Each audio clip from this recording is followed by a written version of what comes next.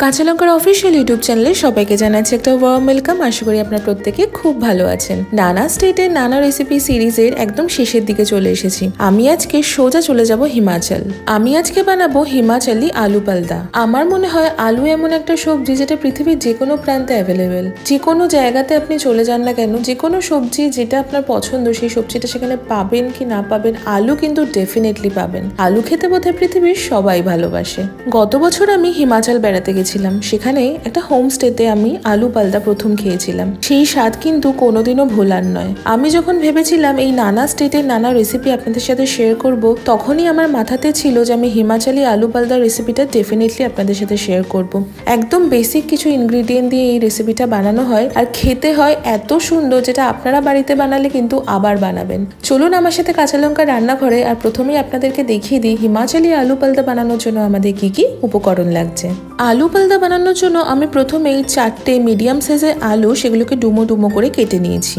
আমি 1 কাপ টক দই নিয়েছি, 1 টেবিল স্পুন আমি মেথি নিয়েছি, 1 টিস্পুন আমি হিং নিয়েছি, 1 টেবিল স্পুন আমি গোটা ধনে নিয়েছি, 1 টিস্পুন আমি গোটা জিরে নিয়েছি, 1 টিস্পুন কালো সর্ষে নিয়েছি, 2 টিস্পুন এবার আমি আদা বাটা নিয়েছি, আর 1 টিস্পুন রসুন বাটা নিয়েছি, 1 টেবিল স্পুন আমি হলুদ গুঁড়ো নিয়েছি, 1 টিস্পুন আমি কাশ্মীরি রেড চিলি পাউডার নিয়েছি। এবার আমি 2টো পেঁয়াজ একটু লম্বা করে কেটে নিয়েছি, 5 থেকে 6টা কাঁচা লঙ্কা আর 2টো শুকনো লঙ্কা নিয়েছি, স্বাদ মতো নুন আর স্বাদ মতো চিনি নিয়েছি, আর নিয়েছি ফ্রেশ কিছুটা ধনেপাতা। আমাদের উপকরণ কিন্তু কটাই লাগছে। এই সমস্ত উপকরণ কিন্তু আমাদের বাড়িতে সবসময় অ্যাভেলেবেল থাকে। এবার চলুন রান্নাটা শুরু করি। তবে রান্নাটা শুরু করার আগে একটা ইম্পর্টেন্ট স্টেপ আমাদের করে নিতে হবে।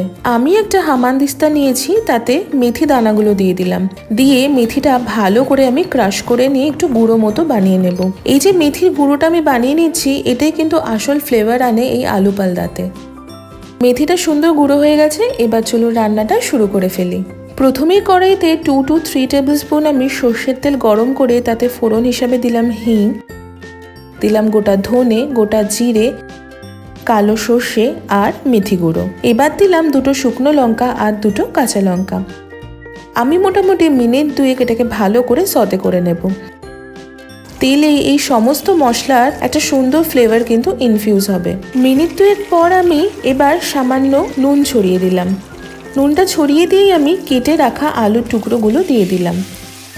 আলুর টুকরোগুলো দিয়ে আমি হাই ফ্লেমে 2 থেকে 3 মিনিট প্রথমে ভালো করে কিন্তু ভেজে নেব। ভালো করে ভেজে নেওয়ার পর আমি হলুদ গুঁড়ো দিয়ে দিলাম আর দিলাম কাশ্মীরি রেড চিলি পাউডার। এরপর আমি পেঁয়াজ কুচিগুলো দিয়ে দিলাম। সব কিছু এবার প্রথমে আমরা ভালো করে রান্না করে নেব। হাই ফ্লেমে আমি 4 থেকে 5 মিনিট সব কিছু ভালো করে প্রথমে ভেজে নিচ্ছি। আলুটা দেখুন সুন্দর ভাজা ভাজা হয়ে এসছে। এবার পালা রসুন বাটা আর আদা বাটাটা দিয়ে দেবার। আদা আর রসুন বাটাটা দিয়ে এবার ভালো করে আলুর সাথে আমি প্রথমে মিশিয়ে নিচ্ছি। মিশিয়ে নিয়ে আমি আরও খানিকটা নুন ছড়িয়ে দিলাম। এবার আলু যতক্ষণ না ভেজে একটু সেদ্ধ হয়ে আসছে ততক্ষণ পর্যন্ত কিন্তু খুব ভালো করে আমি রান্না করে নেব। খেয়াল রাখবেন আদা আর রসুনের কাঁচা গন্ধটাও যেন চলে যায়। আপনারা বুঝতেই পারছেন রেসিপিটা কিন্তু ভীষণই সিম্পল। চিরাচরিত আলুর তরকারি বা আলুর দমের থেকে কিন্তু একদম অন্যরকম। বাড়িতে কিন্তু একবার ডেফিনেটলি ট্রাই করবেন। চলুন এরপর কি করছি একবার দেখে নিই। আলুটা যতক্ষণে ভেজে একটু সেদ্ধ হয়ে আসছে তারই মাঝে আমি একটু গরম জল করতে বসিয়ে দিলাম। আলু এবং মশলা যাতে পুড়ে না যায় তাই জন্য আমি এবার এখানে 1/2 কাপ মতো গরম জল ঢেলে দিলাম।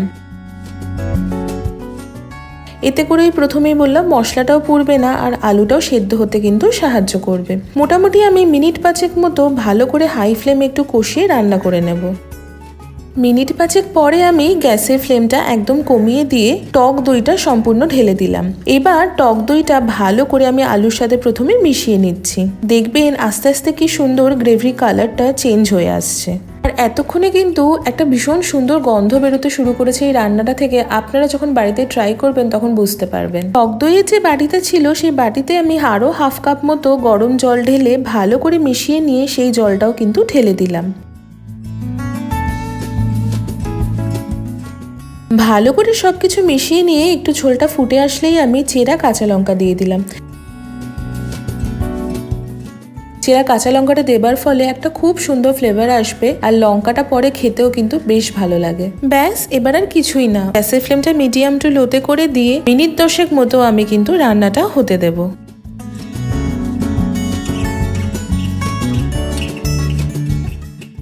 10 মিনিট পরে দেখুন আলু পালদা কিন্তু অলমোস্ট রেডি হয়ে গেছে। এবার আমি উপর থেকে একটু ফ্রেশ ধনেপাতা কুচি ছড়িয়ে দিলাম আর দিলাম সামান্য একটু চিনি। চিনিটা আমি লাস্টে এই কারণেই ব্যবহার করলাম, কারণ চিনিটা যদি আপনারা প্রথমে ব্যবহার করতেন তাহলে আলুটা সিদ্ধ হতে একটু সময় লাগতো।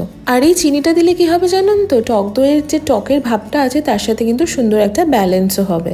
আপনার যদি মনে হয় আলু পালতাতে আরেকটু বেশি ঝোল রাখবেন তাহলে কিন্তু এই পর্যায়ে সামান্য আর একটু জল দিতে পারেন, তবে আমি ব্যক্তিগতভাবে এরকমই পছন্দ করি, তার জন্য আমি এতটাই গ্রেভি রেখেছি। আলু পালতা কিন্তু একদম রেডি হয়ে গেছে, গরম গরম এবার আমি সার্ভ করছি আলু পালতা। এই আলু পালতাটা কিন্তু রুটি বা পরোটা বা সাদা ভাতের সাথেও কিন্তু ভীষণ ভালো লাগে, বা পোলাওয়ের সাথেও কিন্তু খুব ভালো লাগে। আপনারা কিন্তু বাড়িতে এই রেসিপিটা ডেফিনেটলি একবার ট্রাই করে দেখতে পারেন। বানানোটা কিন্তু ভীষণ ভীষণ সিম্পল, খেতে কিন্তু হয় অসাধারণ। এই হিমাচলি আলু পালতার রেসিপিটা আপনাদের কেমন লাগলো সেটা কিন্তু কমেন্ট সেকশনে অবশ্যই জানাবেন। আর আপনাদের মধ্যে কারা কারা হিমাচল বেড়াতে গেছেন এবং সেখানে গিয়ে আলু পালতা ট্রাই করেছেন সেটাও কিন্তু কমেন্ট সেকশনে অবশ্যই জানাবেন। আশা করি আপনাদের আজকের এই রেসিপিটা ভালো লেগেছে। দেখা হচ্ছে পরবর্তী আরো একটা সুন্দর স্টেটের সুন্দর রেসিপির সাথে। ততক্ষণের জন্য ভালো থাকবেন, সুস্থ থাকবেন আর কাঁচা লঙ্কাকে এইভাবেই সাপোর্ট করতে থাকবেন। See you soon and happy cooking.